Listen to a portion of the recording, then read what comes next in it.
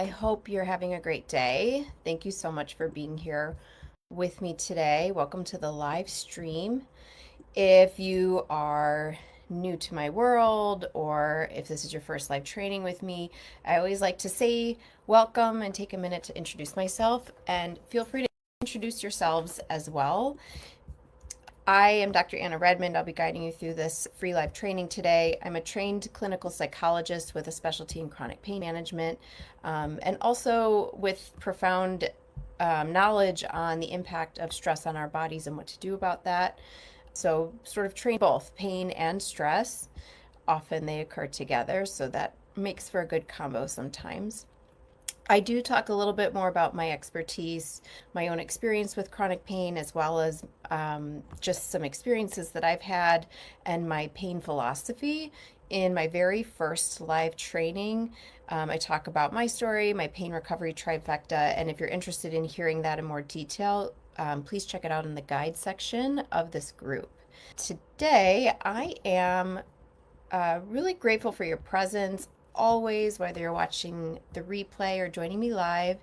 If you see me looking down or to the side, I'm always tracking with my notes. I prepare for these live trainings. I always try to make sure I give you as much value as I can, and that I'm staying on track and not going too far off topic. So if you see me looking down, that's usually what I'm doing. And today is really a good conversation because we're going to dive into a really crucial topic: understanding and navigating common pitfalls with chronic pain. And when we voted in the poll this week, I usually put out for those that are new, I usually put out a poll with a few different topics that we could discuss to see what people want to hear about. There was an equal number wanting to learn about negative thoughts related to pain, unhelpful emotions related to pain, and unhelpful but common coping responses. And so since they did get an equal number of votes, but they also do overlap quite significantly, I figured let's just talk about all of them today.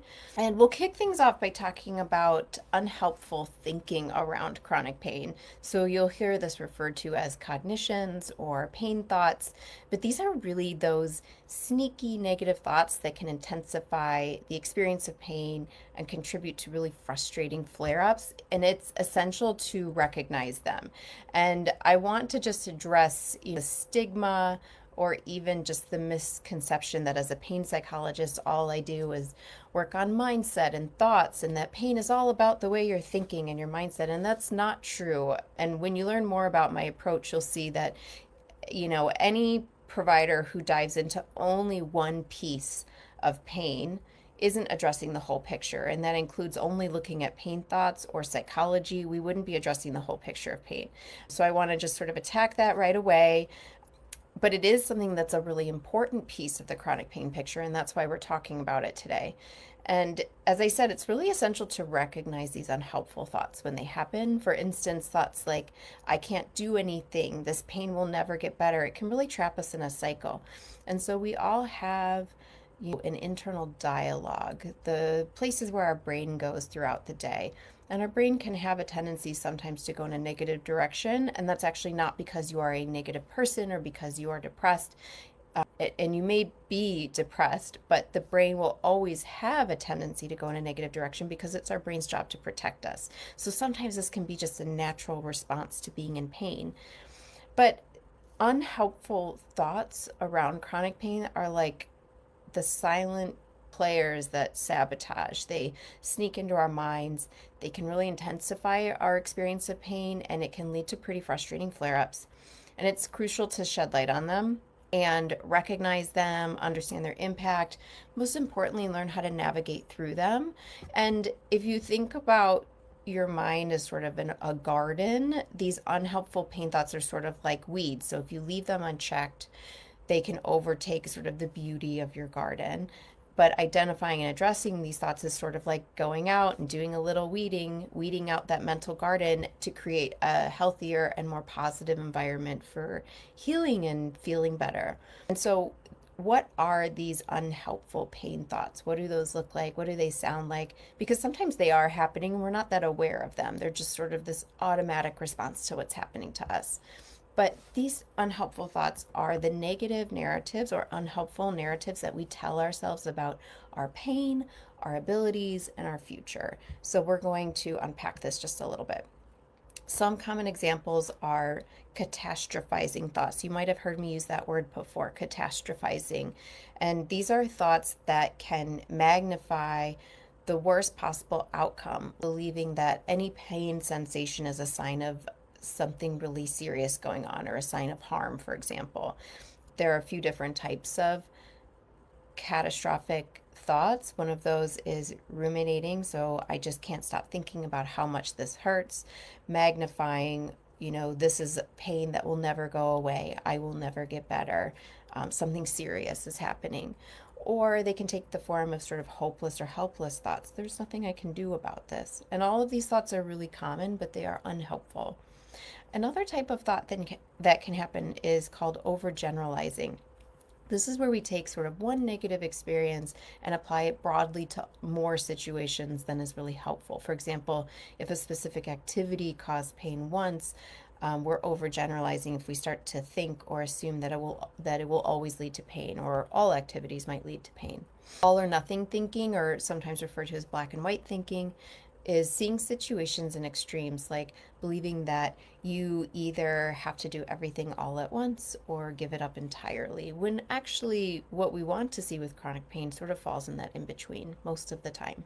And then we see some self-blame sometimes, where I see women sort of describing that they are solely responsible for their pain, the onus is on them, and whatever brought them to that type of thinking, they're really feeling pretty guilty about that.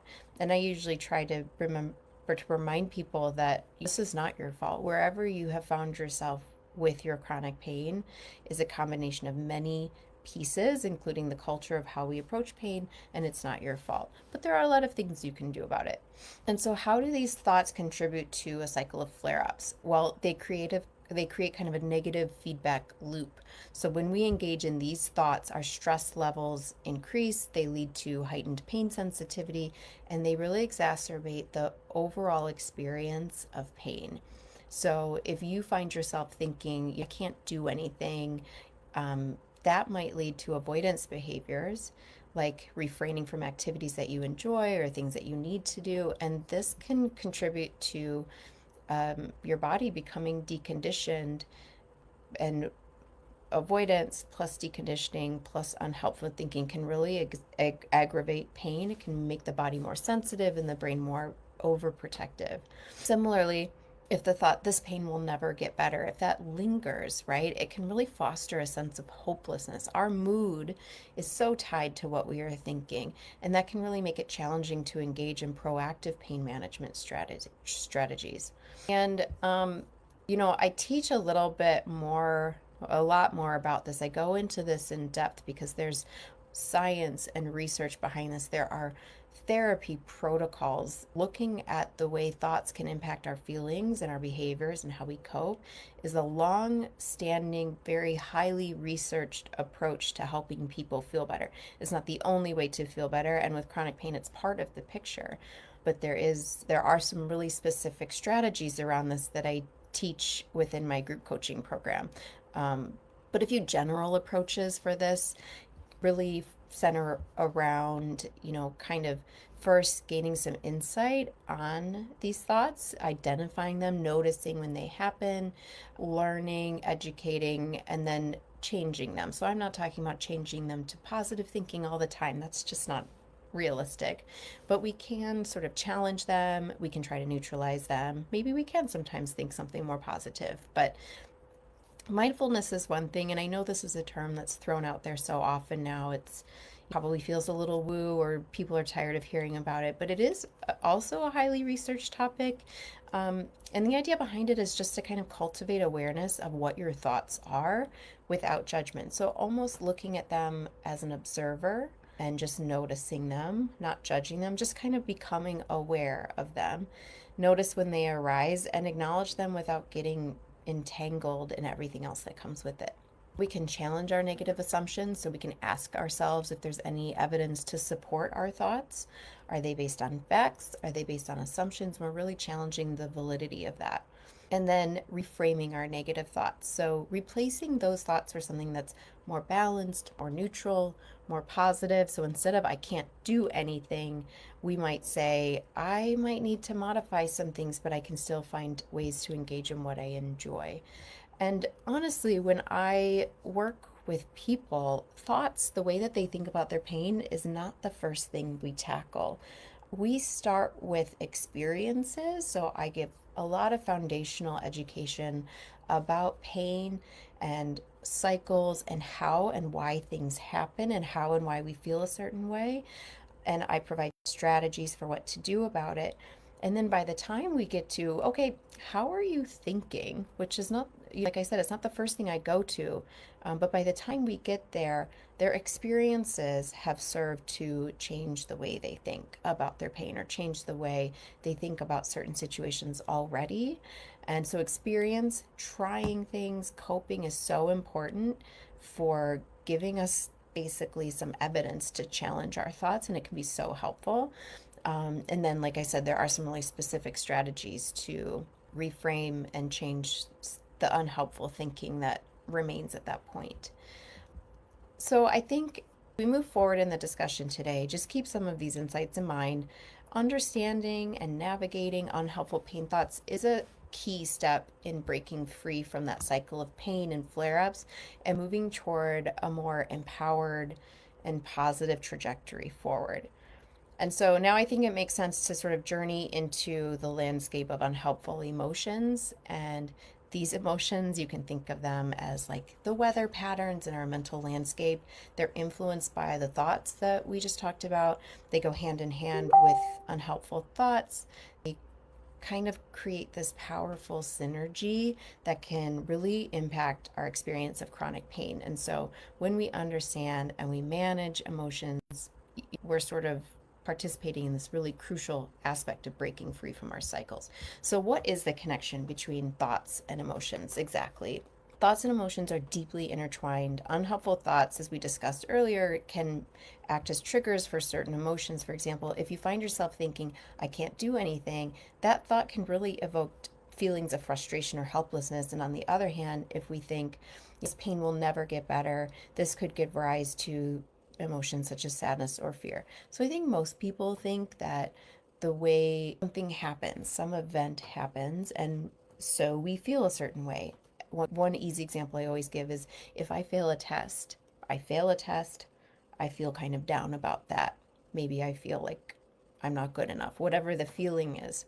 Something happened and I feel a certain way. But what people don't realize is that there's actually something that happens in between those two things. An event happens, I have a thought about that, and then I feel a certain way.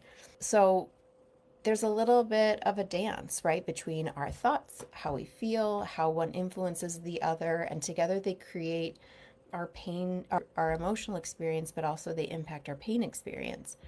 Breaking the stance and sort of disrupting the cycle not involves not only addressing those thoughts but also navigating the emotional responses that come with them. If you have emotional responses that are unhelpful or negative, if you have negative or unhelpful thoughts, and you might hear me say this 4 more times because it's so important, they are not your fault. It doesn't mean anything about you. It just means your brain's trying to protect you. And that also, be compassionate. These are totally reasonable responses to experiencing pain and hurt and suffering. But some common emotional responses to chronic pain, and I'm sure many of you can attest to feeling this way at some point. I know I did. Frustration, so feeling irritated or annoyed because of the limitations that are imposed by your chronic pain. Sadness and grief, mourning the loss of all of the things you used to enjoy that perhaps you're not doing anymore, or even the perceived loss of future opportunities and experiences. Fear and anxiety, so worrying about the future, the potential worsening of pain, the impact of pain on various aspects of life. Anger, frustration can really escalate into anger pretty easily, either directed at oneself or others, or even the circumstances surrounding pain, right? And let's explore some strategies for managing and shifting these emotions. We're trying to create, in the landscape of chronic pain, whatever that looks like now or will look like in the future. Just creating a more harmonious landscape there. So some strategies for managing and shifting unhelpful emotions. Again, I'm going to bring up that word mindfulness, but also emotional awareness. So similar to how we approached unhelpful thoughts, we want to practice just being mindful of our emotions without judgment, noticing them, being aware of them, maybe even labeling it, saying what it is without judgment. Awareness is really the first step in creating change. So it's important to have awareness or mindfulness, whatever you want to call it. Relaxation techniques. And again, I know this sounds really woo, but there's a lot of science behind the benefits of this. And when you think about your day, and we're trying to schedule in perhaps activities that bring you joy, schedule in movement. We also want to schedule in or incorporate relaxation exercises, so deep breathing, progressive muscle relaxation. We want to alleviate, physical tension associated with our heightened emotions. So anger, frustration, hopelessness, feeling down, they can all create physical tension in our bodies. Another strategy, as I mentioned before, is cognitive restructuring. And this is where we're just challenging and reframing those negative thought patterns that contribute to our emotions. When we replace them with more balanced, constructive thinking, or even neutralizing thoughts, this is where we can start to see a shift in mood. And seeking support, so connecting with people who understand and validate your experience. This can be through support groups, friends, professionals who specialize in chronic pain management, and specifically the thoughts and emotions that come with that, because they are often unique to chronic pain. And this group that I formed that you're a part of, if you're listening to this free live training, it's new. The group is kind of new on the date that I'm recording this training. The group is newer. And I think it can feel really hard to put yourself out there in a group and talk about some of these experiences. My hope is one day that this feels like a place where someone can come, talk about their experience, and get some feedback that not only validates that, but supports them. And maybe, we're talking about things that are helping us along the way and sharing that with others. So I think having that community with like-minded others who understand and validate your experience is so priceless when we're talking about chronic pain. By navigating the intricate relationship between unhelpful thoughts and emotions, we can gain greater control over our emotional responses to chronic pain. So recognizing that these emotions are natural, but I am so sorry I can't seem to turn off my alerts today. Maybe I can just close this and it'll stop. I'm so sorry. We can recognize that some of these emotions are a natural part of the chronic pain experience, but they don't have to be all encompassing, or they are not all encompassing, can allow us to foster resilience and move toward more empowered ways of coping. And as we move forward, keep in mind that acknowledging and addressing emotions is a transformative step for a lot of people in that journey to breaking free from the cycle of flare-ups. And as we keep going, we're going to shine a light on some common coping strategies. So this is the third part. We talked about thoughts, we talked about emotions. Let's talk about coping strategies that, despite their initial appeal, many coping strategies that we use for chronic pain can inadvertently perpetuate the cycle of flare-ups, and chronic pain can cause it to keep going. And it's crucial to really recognize this so we can shift toward more effective and sustainable approaches to pain management.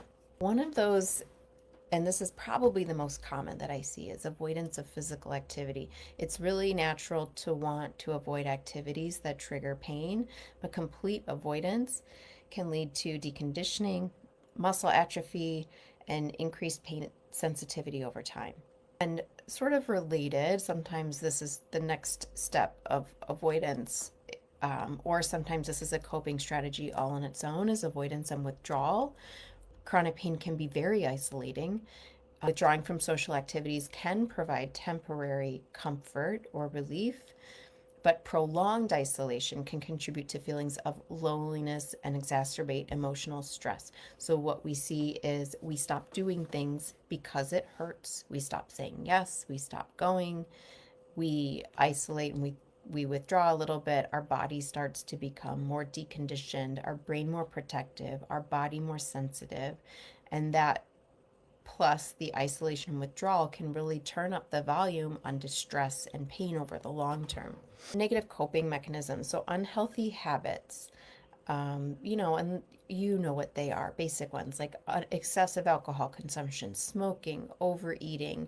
These types of habits can provide temporary relief, but they do have long-term detrimental effects on our physical and well-being.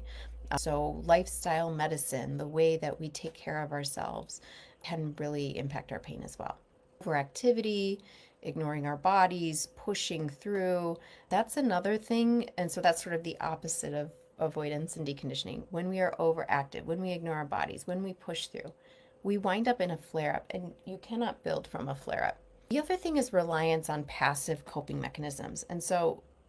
I'll explain what I mean by that. But when we're faced with persistent pain, it's pretty natural to seek ways to manage it and alleviate it, even if it's short term. But not all coping strategies are created equal, which is what we're talking about. And I like to categorize them sometimes into two main types: passive and active strategies. Passive coping strategies don't really require you to do very much. So that's how you know you're engaging in one. Sometimes they're helpful, but when we rely on them completely without any other coping strategies, we can be missing out on some much more effective strategies. So anything like a TENS unit, medication, seeking answers, procedures, resting excessively, isolation, these are passive ways of coping with pain, may be helpful in the short term, may be helpful in the long term, but when they are used as the only way of coping with pain, it can be really detrimental. So resting excessively, while rest is important, excessive rest or avoiding physical activity altogether, as we mentioned before, can contribute to deconditioning, muscle weakness, heightened pain sensitivity. We talked about isolation. That is another passive coping strategy, withdrawing from social activities, avoiding interactions. While it might provide short-term comfort, it can lead to feelings of loneliness and exacerbate emotional distress. On the other hand, active coping strategies involve a proactive and engaged approach to managing chronic pain. These are approaches that empower you, where you are taking an active role in your well-being, that address both the physical and emotional aspects of pain. And I talk about passive and active coping strategies, as well as the balance in between, in profound detail in my group coaching course. But some of these things include exercise, regular movement, stress management, mind-body techniques, addressing unhelpful cognitions, interacting, with people, participating in social support. And the key here is not to dismiss passive strategies entirely, but to balance them with active approaches. For instance, medication may be necessary, but medication is far more effective when it's combined with active strategies like movement and emotional support. And understanding chronic pain as being a complex interplay of physical and emotional factors allows us to take a more holistic and empowering approach. If we just looked at it as a physical problem or a biological problem, that's not very empowering, because most of us do not have the expertise to treat a biological or physical problem, right? But if we think of it, and this is truly what it is when we look at brain scans and the areas of the brain that light up with pain and that turn up the volume on pain, we know that taking an approach that acknowledges both those physical and emotional factors, something more holistic, is more empowering. It allows people to actively engage in their pain recovery. It promotes a sense of control, resilience, overall well-being. And as you go through your journey of chronic pain, consider integrating a combination of active coping strategies into your routine.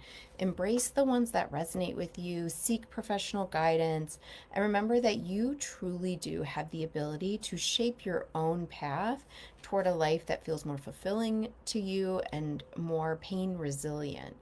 And I would love to hear from all of you always. If you have any questions, or if there's something you'd like to share from your own experiences, please feel to drop your comments below.